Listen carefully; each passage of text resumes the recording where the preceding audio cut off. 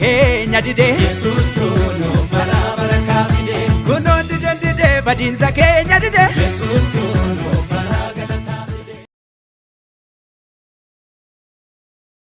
arma keetti namni kun nama mana qabdu nama eerumteedha ol si waraana gara arma kee jalaatti yoo dhufte siifin kadhadhaa waaqayyo yeroo nama kadhadhu kana nama kana irratti birri guddaa kaffalame amma garuu salphina oolchanaan jedhe waaqayyo namni tokko lafa jirtu come on me malta erga kan keero limu defte ma yonna kat malta me kam sita gaafa jimaatana jalqabe ture okay jalqaba qarala beetuna dhukkubi okay isaan booda darbee ceekuu fakkaate asuma jalaa fuudhe cinaacha koo jalaa fuudhe asitti dhufee na waraana bobaa jalatti okay guyyaa kaleessaa guutummaa masaa zim jedhee ribanatti buusaa na dadhabsiisaa namatti madhuun qabu baay'ee natti ulfaate ture dhukkubbiin kun okay harki koo kun bishaan na ta'a kana keessatti dhufee na waraana ceekuu natti fakkaata ofii koo yoon dhibbadhe naa deebi'uu danda'u galgala baay'ee manatti ammaan saati jaatti riba keessaa kaa'etan ceekuudha natti fakkaate naa dhiibi maaloo baay'ee natti ulfaate dheena riba keessaa dabarsee achuma baga gammadanii kotta maal deesse dubara deesse wow thank you eshi me maal sin jette halkan keessa naannoo saatii 6 keessatti okay na dhukkubeera ceekuu ta'uu isaan oolu kayina dhibiina jette eshi saboda isaan booda rifatee riba keessa saati kana maal hojjetta amma yoonaa teessaannaan rafeen isla irrafe eshi waan natti ulfaatee bitti mun dandeenye garuu uffata miice baay'ee natti ulfaatee raalli kun waan natti ulfaatee amma dhukkubbiin kee kun si waraana baay'ee na waraana okay arrabili sabata garuu walumatti qabdee dhugaa baata amiin eshi nama lammaffaa waamu garuu maatsanii kee kana gararraa waatu si alamfata si nyaata namni kun garuu utuu dhuftee si wayya kotu sin kadhadha maatsanii kee gararraa si nyaata gadameessa kee kana yaa baga dhuftee waaqni si kadhadha isti akkam si ta'a yeroo baay'ee si gadi si ganna waraana Okay. uffata illee natti siqu uffachuu hin danda'u okay uffata ofirraa hin qaba akkasitti yeroon hojjedhu illee bakka hojiitti uffata ofirraa achi qabda yeroo uffanni na tuqe baay'ee na dhukkuba dugda duubattis achi na guba si gubayyuu naman takka faytu eeyyee dhugaa baatu taate eeyyee heerumteettanii isa dhaba warraa kee jiraas bakka mucaa fiddee dhufta waggaarraa mucaa fiddee dhufta dhatti daa'imaa maaliif ennaan afur kun akkatti naman taaneefidha nama bira waaqayyo yeroo itti lallabaa ture natti maa ture kalee keetu baay'ee si dhukkuba nama kana kalee keetu si dhukkuba yeroo dhaabattu si dhukkuba guyyaa tokko nan fayyaa itti yaadda sammuu keetti yoo dhufte siin kadha nama kanaaf yaa fiigi siif hin kadhadha fiigi kottu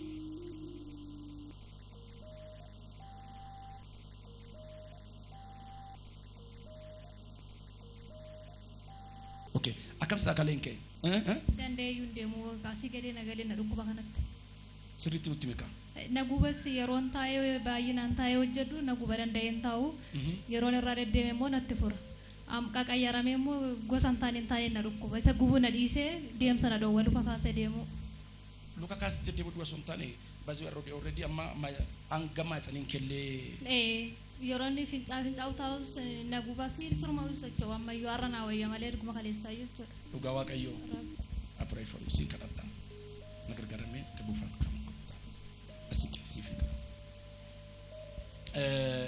xonqolaa wayituu soltu hojjetamee jira siin gadi feetu sii kadhadhaan abidda Yesuus Kiristoos fayyinni siif haa ta'u harka badifadhu fayyinni siif haa ta'u mee gara kalee keetti gajjiru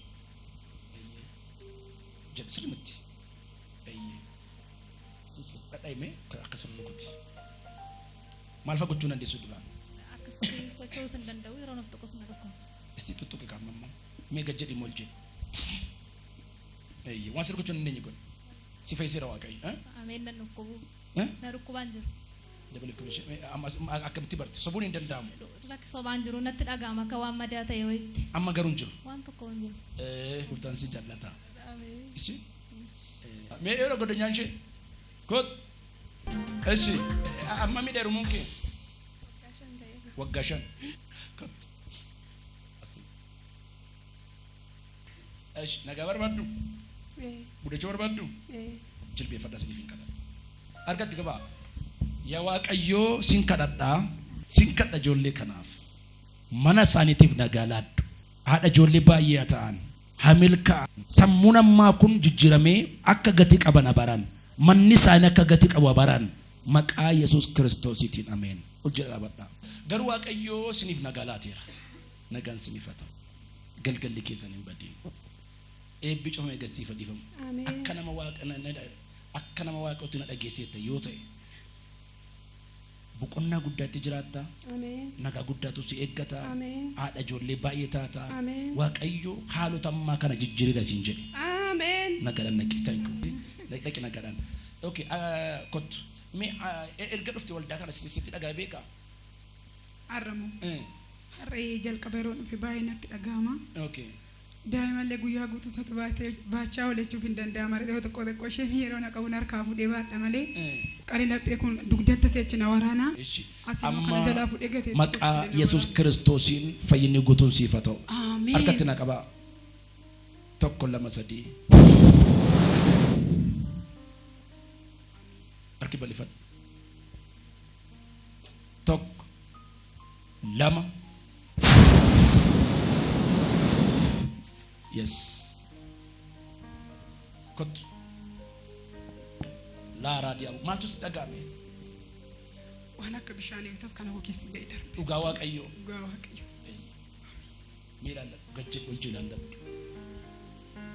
Tokkoffaa reeddeessaa eebbi keetti fufaa. Mee Waaqayyo maal siniin jedhetu asitti. ture akkasumas immoo dhala sin argattu waaqayyo balbala hojiis karaa biraatiin isiniif banaanu jedhe haa ta'u garuu egaa waaqayyo nu kakate bawwezee dhala argachuu salphaa miti yeroo dhala arganni kana keessatti rakkina cimaa keessa turre gaafa dhugaa baanu haasa'uu dandeenya firii bakka naman gargaarre keessatti bakka baafaatii kun irra fagaatan irratti jechuudha waaqayyo waan baay'ee nu gargaaree garuu warra geera rakkinaa jiraatu iyyuus malee gargaarsi waaqayyo garuu danuudha na bukkeedhaan kanaaf yeroo isheen dhukkuba itti yeroo baay'ee natti haasoftu baawwezee yani cinqii sin barbaadu rakkina sin barbaadu garuu rakkinni wal giiddaree gaafa dhufu immoo harkuma waaqayyo jalatti jedhee hammuma danda'een kadhadhaa garuu waaqayyo sanuma dhaga'een nu gargaaree irra geera jechuudha bakka gammaddanii warqeenii warqummaa isaa abeddatu mirkaneessa kana booda keessa guddinatu jira nagaan naqi dhugaa baashi fayyiteetta ulfina kee haa ta'u waaqayyo fayyuu ishee mirgicha qaba sabi kun tokko lam be free harkatti qabaa fayyi jedhaa bareechaatiin abidda Yesuus God demne fira maqaa Yesuus Kiristoosiin waaqeffannaa kan barti si maal gochuu barbaaddu si mechola fi damee sabaqa sedhaati lafi kun abidda wayyaan kun mena sabaqa gam goda qabaati abidda uffatte ta'a jirta jedhaani torbana irraa galataa deemtee dhufta jedhatti naayima maqaa Yesuus Kiristoosiin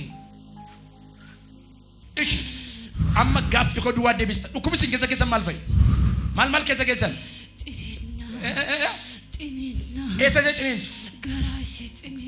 garaashee ciniintu tokko Garabra mata rukbi umna maqaa Yesuus isin abbooma iyya guddaa lama yisiisi sadaffatti lafa dhaqee sadem iyya guddaa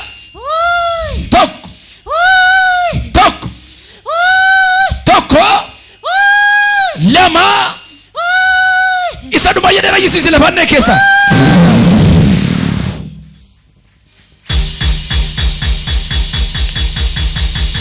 Ramboda wanti salphina si keessan ta'e maqaa Yesuus Kiristoosiitiin.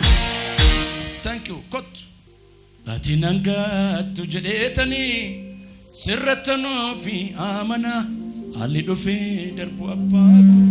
Kot wajji. Garaa keessi cinina baay'ee. Maaliif boossa? Mee gaddi dhol jedhu lafa si dhukkuudhaan Memma daime Ammoo tokkoyyuu miti. Dhugaa Waaqayyo. Dhugaa Waaqa. Amma afuramaatu sirraa yesokke ati kana booda mucaa Waaqayyooti. Xonqoloonni sin danda'ani farfannaan keetti fufa. Waarii keessatti nama taata. mucaa dhiiraa modeessa bakka harkatti dhaqabaa mucaa dhiiraa argata jedhaanii milkaa'inaa jedhaanii bakka furramaan bahe kun afur qulqulluudhaan bakka bu'amu milkaa'inaa bareechaa jammas hamaan sin danda'u jedhaanii